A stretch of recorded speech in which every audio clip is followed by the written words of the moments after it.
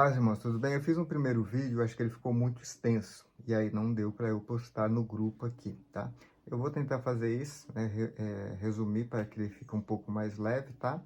É, a lição, todos sabem, Atos dos Apóstolos, nós falamos de estar falando cada capítulo para nós termos uma visão panorâmica dele. Capítulo 1, nós falamos que é a introdução ali de Lucas, direcionando a carta para Teófilo, falamos na questão da promessa ali que Jesus faz com o Espírito Santo, ele sobe, né, aos céus, e no capítulo 2 acontece realmente, de fato, essa promessa se cumprindo, tá?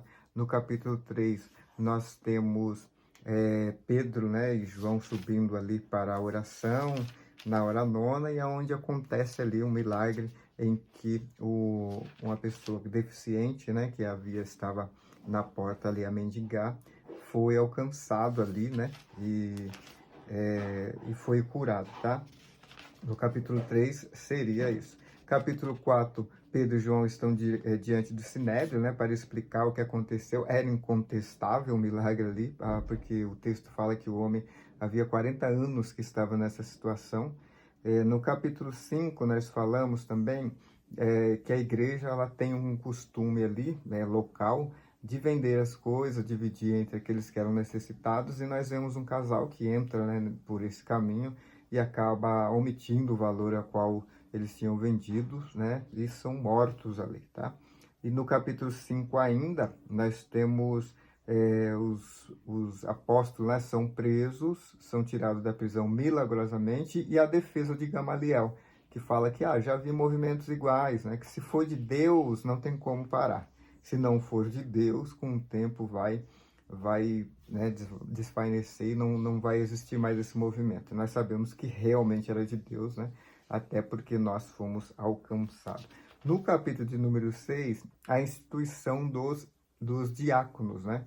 E no versículo 2 vai falar a questão da característica, né? O que esses diáconos deveriam ter. Houve uma necessidade ali, alguns começaram a reclamar que as viúvas, aqueles necessitados, estavam sem assistência, e aí os apóstolos resolvem levantar diácono. Tá? O versículo 2 fala assim: os dois convocaram a multidão dos discípulos e disseram: não é razoável que nós deixemos a palavra de Deus e sirvamos a mesa. Escolhei, pois, irmãos dentre vós 7 varões de boa reputação, cheios do Espírito Santo e sabedoria. Aqui está o requisito, né, para aqueles que deveriam servir como diácono. Qual que é? O versículo 3. Escolhei, pois, irmãos entre vós 7 varões, boa reputação, cheio do Espírito Santo e de sabedoria, as quais constituem sobre esse negócio.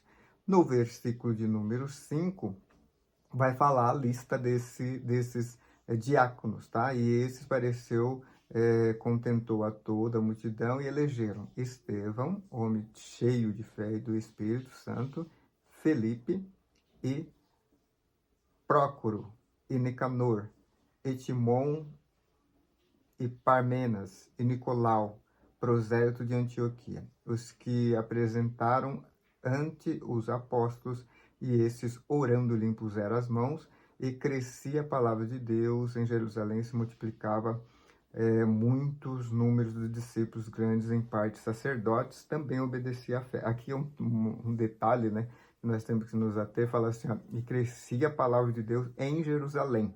Se multiplicavam muitos números dos discípulos, e grandes partes sacerdotes obedeciam à fé. Então tá aqui, né?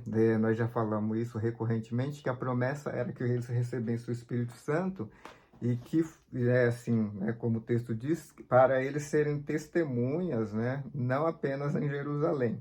E aqui nós vemos o texto que eles estavam ali testemunhando bem, muito bem, mas estavam ali apenas em Jerusalém por enquanto, tá? Isso muda com o primeiro mártir, que é Estevão. Estevão morre, é perseguido, e aí começa a perseguição, né? Saulo ali, ele encabeça essa perseguição. A igreja, ela começa a cumprir aquilo que deveria cumprir. Ela começa a sair ali e alcança outros lugares, tá?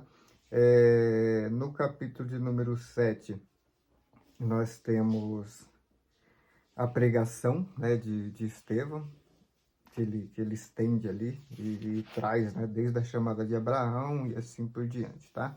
Após a morte de Estevão, né, nós temos o capítulo 8 já, que aí começa a perseguição, e fala o versículo 1, fala assim: e também Saulo consentiu na morte dele e fez naquele dia uma grande perseguição contra a igreja que estava em Jerusalém. Todos foram dispersos pela terra da Judéia, Samaria, e apenas os apóstolos ficaram. Ou seja, a perseguição trouxe aquilo que deveria ser feito desde o início, tá?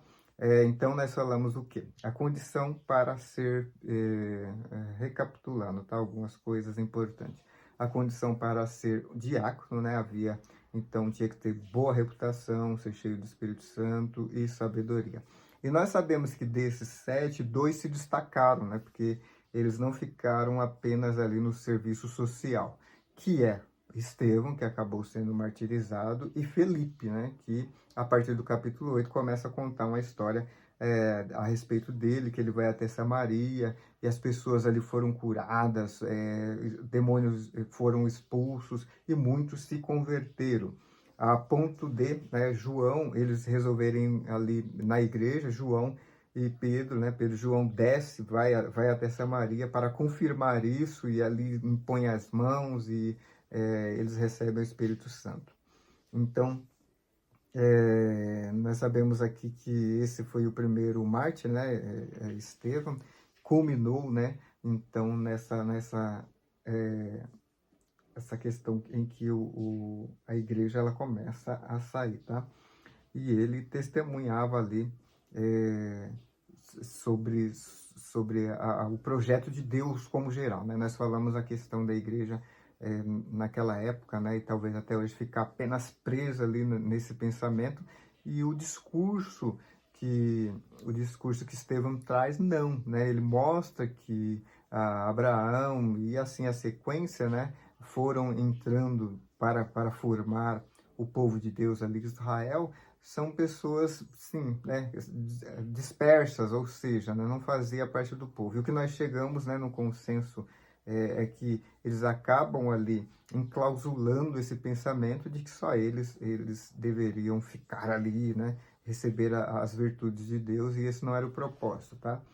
E é isso. E aí, o que Estevão foi morto, né? Porque ele fala que o evangelho estava acima dessas questões de rituais, acima dessas questões que eles estavam tão presos, tá? Que mais nós podemos falar? E aí, então, no capítulo 8 de Atos, né? Começa aí a perseguição, tá? E aí começa ali em Jerusalém, e eles são dispersos, tá? A perseguição contra a igreja primitiva, então, ela contribuiu, né, para que ocorresse uma compreensão mais profunda sobre o Evangelho de Jesus Cristo, que ordenou a pregar. Então, ele sai daqueles moldes, né, sai daquele modelo de estar preso ao templo e começa a propagar. A evangelização dos samaritanos foi realizada por Felipe, tá, um dos 7 diáconos da igreja de Jerusalém. Então, é Felipe que começa ali a evangelizar. Quando o Espírito Santo enviou aqui já, né, a partir do versículo 26 do capítulo 8, vai falar a respeito do Espírito Santo, né, guiando ali Filipe para que ele chegasse até o eunuco, aí, tesoureiro da rainha de Cândice. E ele estava lendo ali a profecia de Isaías, né? E aí ele encosta ali até aquela caravana e explica ali o que está acontecendo, tá? O contato de Saulo com os cristãos em Jerusalém, né, teve de ser facilitado por Barnabé, pois os próprios discípulos tiveram dificuldade em crer na autenticidade da sua conversão. Isso aqui é um pouquinho mais para frente, né, nós vamos tratar, mas é que, né, Paulo ele se converte mais à frente, e houve aquela dificuldade, né, um homem que até então perseguia e de repente converte-se, e a igreja ela começa a ficar um pouco receosa quanto a veracidade dele, tá? Então, tá aqui. Então, é isso. O ministério de Filipe entre o que nós estamos tratando, né? Que é o texto 2, que é o ministério de Filipe entre os etíopes. E a história é essa, né? Ele encosta ali a caravana do etíope e leva a palavra de Deus, tá? E aqui alguns desdobramentos aqui no texto 2, fala assim, ó. Primeira verdade do ministério de Filipe: Deus se importa com uma multidão ou com apenas uma pessoa? Então, assim, como nós já falamos, né, Deus, ele usa aí o seu servo tanto para pregar para uma multidão como para uma pessoa, do caso aqui, referindo-se ao etíope, tá? Que está lá no texto bíblico, e o anjo do Senhor falou a Filipe, diz: levanta-te e vai para o lado do sul, ao caminho que desce para Jerusalém e para Gaza, que onde está deserto. E levou-se e foi, e eis que um homem etíope, Enuque, mordomo mor de Cândice, rainha do Etíope, o qual era superintendente de todos os seus tesouros, ele tinha ido para adorar.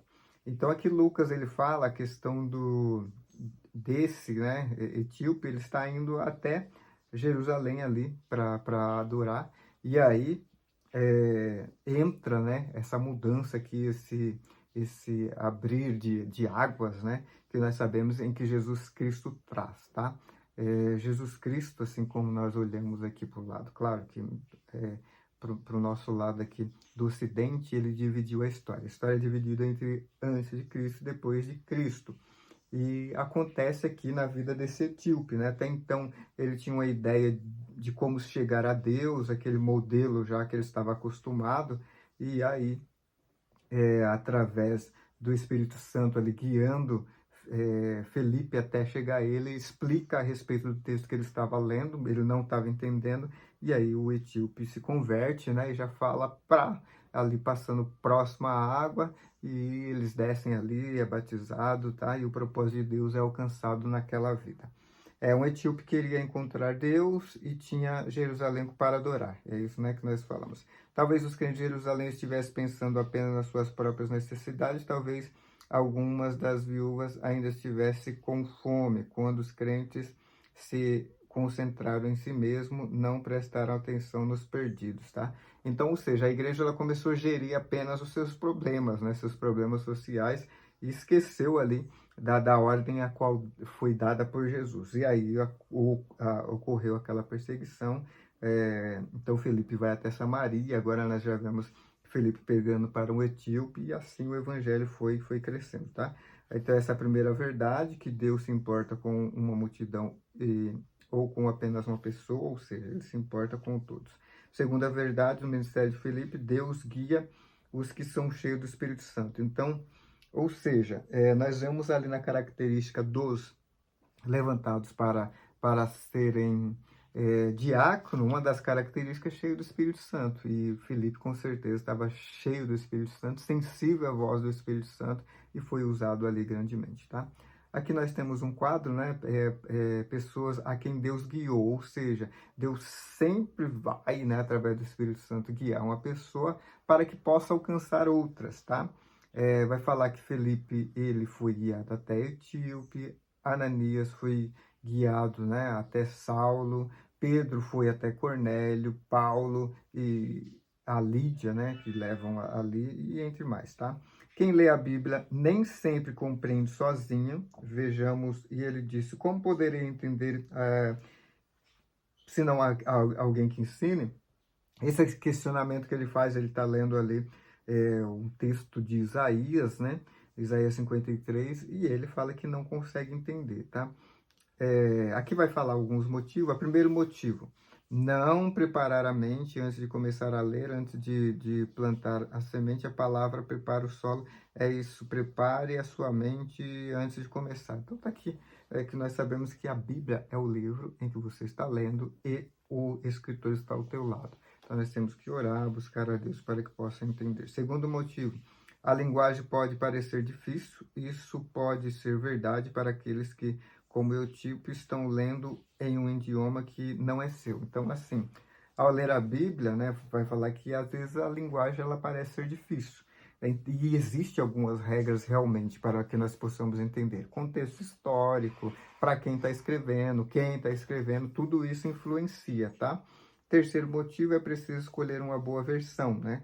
E aí nós temos à disposição para nós várias versões que talvez facilite aí para que nós possamos ter uma compreensão melhor, tá? Então é isso, tá? O texto trata disso. o evangelho chegando ao etíope através de Filipe. Deus abençoe os irmãos em nome de Jesus.